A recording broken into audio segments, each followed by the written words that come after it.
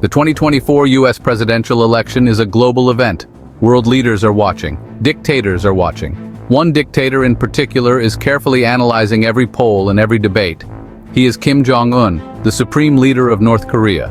Sources suggest Kim believes he can get concessions from a Trump White House. Concessions he can't get with Biden in office. But why? To understand, we need to delve into the inner workings of the North Korean regime. We need to understand Kim's motivations and objectives. What does Kim Jong Un really want? And how does he see the United States as a threat?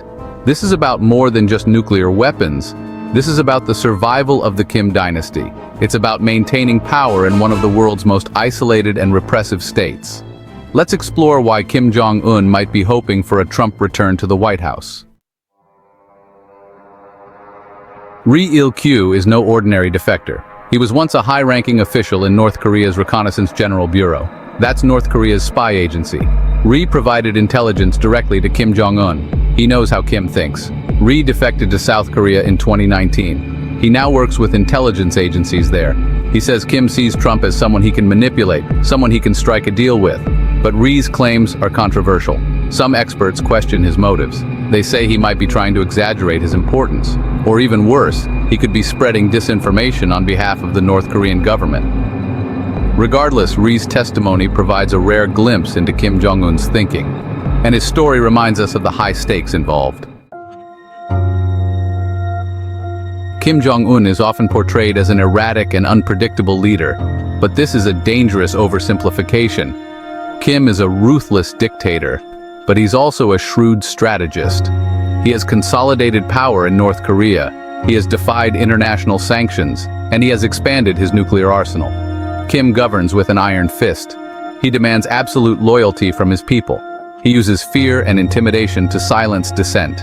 Defectors who have escaped North Korea describe a climate of paranoia and repression. Kim's primary objective is regime survival. He believes that nuclear weapons are his guarantee against foreign intervention. He sees the United States as his biggest threat. Section 4.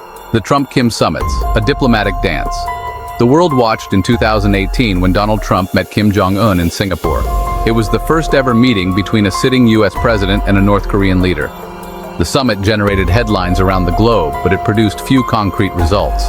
A second summit in Hanoi in 2019 ended abruptly. The two sides could not agree on the terms of denuclearization.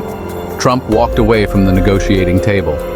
Despite the lack of progress, the summits showcased Kim's ability to command the world stage. He used the meetings to elevate his status as a global player. He also used the opportunity to drive a wedge between the United States and its allies. Section 5. North Korea's diplomatic playbook, delay, and deception. North Korea is a master of diplomatic deception. The regime has a long history of using negotiations to buy time and extract concessions. They promise denuclearization. They make vague commitments, but they rarely follow through. Their goal is to get sanctions relief without giving up their nuclear weapons program. Defectors like Ri Il-kyu say that Kim Jong Un believes he can outmaneuver the United States. He sees weakness in democracies. He believes that American presidents are too focused on short-term political gains. Section 6. The Perilous Journey of North Korean Defectors. The stories of North Korean defectors are harrowing. They risk their lives to escape the regime. They face perilous journeys across borders, and they often endure unimaginable hardships along the way. Their testimonies provide invaluable insights into the brutality of the Kim regime. They tell stories of starvation, torture, and public executions. They describe a society where freedom is non-existent. Their stories are a stark reminder of the human cost of Kim Jong Un's ambition.